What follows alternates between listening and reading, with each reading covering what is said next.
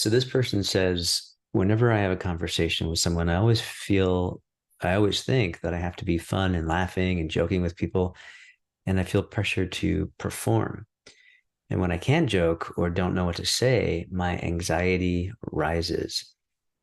I have high expectations of myself. What is it that we can do? What's really going on? One of the things that I know many people do is they sort of compare themselves with other people, how they see other people interacting with people, and maybe they're naturally gregarious and they, like to be the center of attention. And we more introverted, social anxiety ridden people see that and think, oh, I really want to be more like that. I should be like that. They get all the attention because secretly people that are introverts or socially anxious, they want attention too. Everybody wants to be validated. Everybody wants to be liked. It's just part of the human condition.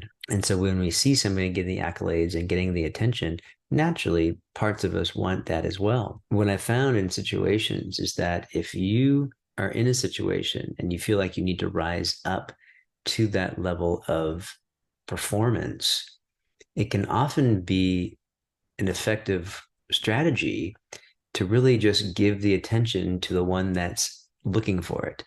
And so if someone is sort of commanding the room and telling jokes and laughing, then support them. Be the one that generally appreciates their outgoing personality. What this can do is actually put you in favor of that person and possibly other people in the room. And it takes perceived pressure off of yourself. But what's the deeper level here? Most of us that suffer from social anxiety are really just feeling like we're lacking something. We feel unworthy in certain situations. Maybe we don't feel like we're smart enough, or we're not tall enough, or we're not good looking enough, or we're not healthy, whatever it is, right? There's just so many images and ideas being bombarded on us with advertising and media every single day, right? Social media.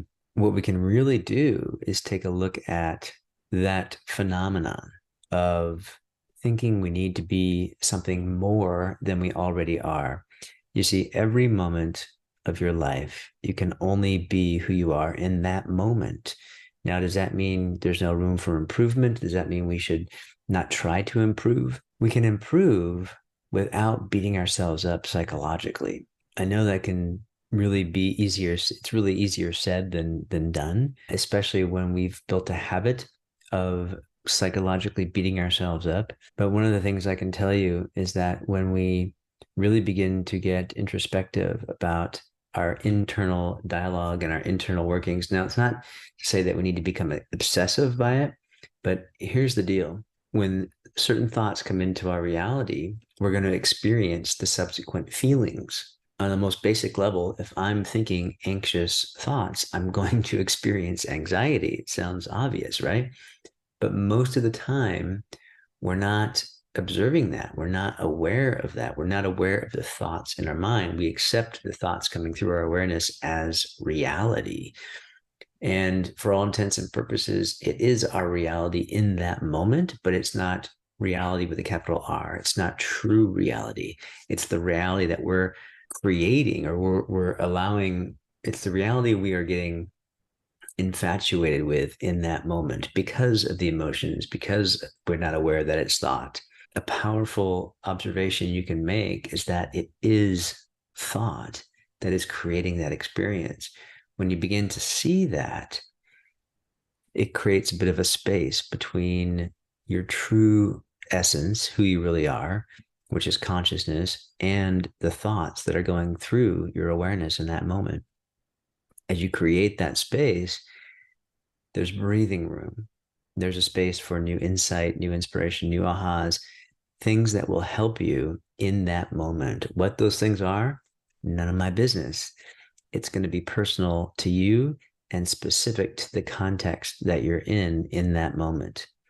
We all have separate realities. We're all living from moment to moment in our own realities that are colored by thoughts and emotions. And as we begin to see that that is what's coloring our reality, that's what's driving our behavior and our decisions every day, well, the more we see that, the more it allows our sort of primal fast reaction brain to slow down a bit and really allow wisdom, inspiration to come through. Now, the key here is not to get down on ourselves when that doesn't happen, because it's kind of a tidal flow, right? Sometimes you're going to really be in the flow and you're going to see things and you're going to be going very smooth. And other times you're going to be getting knocked around by the torrential waves. And that's just what life is. All we can do is the best we can do in any given moment and move on from there. And so if you're finding yourself in social situations wanting to be more, wanting to be, more entertaining, thinking that you need to turn yourself on, maybe, just maybe, in those moments, cut yourself a little bit of a break and just find out what happens if you just be yourself. You may not even know who that is, but the first step to finding out is slowing down and getting curious.